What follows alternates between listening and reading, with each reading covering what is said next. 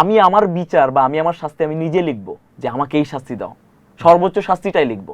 কারণ আমি যেটা আমার মানে না আমার মানে এখতিয়ার বহির্ভূত সেটা আমি কখনোই করি না। এখন বলতে পারেন যে হ্যাঁ আপনি প্রশাসনের ভিতরে যাচ্ছেন গিয়া চিল্লাপাল্লা করতেছেন, এটা এখতিয়ারের মধ্যে পড়ে একটা দিক দিয়ে যে আমার শিক্ষার শৃঙ্খলাটা নষ্ট হইতেছে, ওইটা আমার কাজের একটা পরিধির মধ্যে পড়ে। কিন্তু শিক্ষক নিয়োগ নিয়ে নাক গলানো আমার এবং আমি আপনি এই অভিযোগ ডিনাই করছেন বিষয়টা?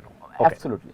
আপনি একজন নেতা, প্রতিবাদ করা আপনার দায়িত্ব, তবে অভিযোগ আছে প্রতিবাদ জানাতে গিয়ে আপনি কুরুচিপূর্ণ ভাষা প্রয়োগ করেন, শারীরিকভাবে লাঞ্ছিত করার হুমকিও দেন, সত্যি নাকি?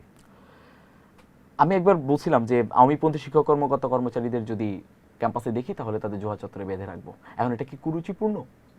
এটা যদি এখন বলেন যে হ্যাঁ এটাকে নিয়ে বিএনপি পন্থী শিক্ষকরা আবার এটা নিয়ে মানে একটা বিবৃতি দিছিল, সেখানে লিখছিল যে আমি কুরুচিপূর্ণ মন্তব্য করছি। মানে খুব আমার খুব ভালো লাগে যে এই জায়গায় না মানে হাউসে যখন থাকে তখন আওয়ামী বিএনপি জামাত থাকে না, সব একরকম হয়ে যায় আর কি।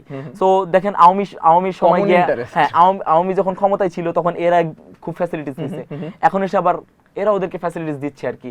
ওদেরকে কিছু বলা যাবে না, ওদেরকে ছোঁয়া যাবে না, বা ওদেরকে এটা নিয়ে বলা যাবে না। আপনি অন্যায় করছেন, আপনার নামে এভিডেন্স আছে, আমি কিছু বলবো না। অ্যাকচুয়ালি আমার কাছে ফুল তালিকা আছে এবং তারা এখন পর্যন্ত ক্লাস নিচ্ছে। মজার ব্যাপার হচ্ছে তাদেরকে এমন এমন দায়িত্ব দিয়ে রাখছে, সাপোজ একজনকে আপনার ওই রিসার্চের মানে মেইন করে রাখছে যে ওনাকে যদি আমি এখন সরাই তাহলে স্টুডেন্টরাই যত প্রোটেস্ট করে যে কারণ ওনাদের সেশন পিছিয়ে যাবে।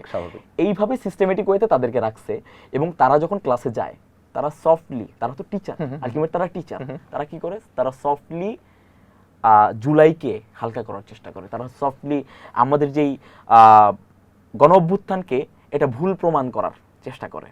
অনেক এমন অনেক শত শত অভিযোগ আছে আওয়ামীপন্থীরা, এবং তারা মানে তাদেরকে এভাবেই বলা হয় যে আমাদের দলটা ক্ষমতায় আসুক তারপরে আমি তোমাদেরকে দেখে শুনে রাখবো।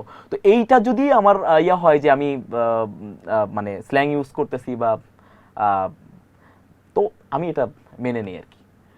কারণ আমরা যেই পথ ধরে আসছি বা যেই রিভলিউশনের পরে আমরা যেই স্পৃহাটা ছিল, আমরা যে সংস্কারটা চাইছিলাম, এটা যখন না পাবো, এবং একটা রিভলিউশন থেকে উঠে আসা কোনো মানুষ আমার মনে হয় না যে খুব নরম স্বভাবের হইতে পারে।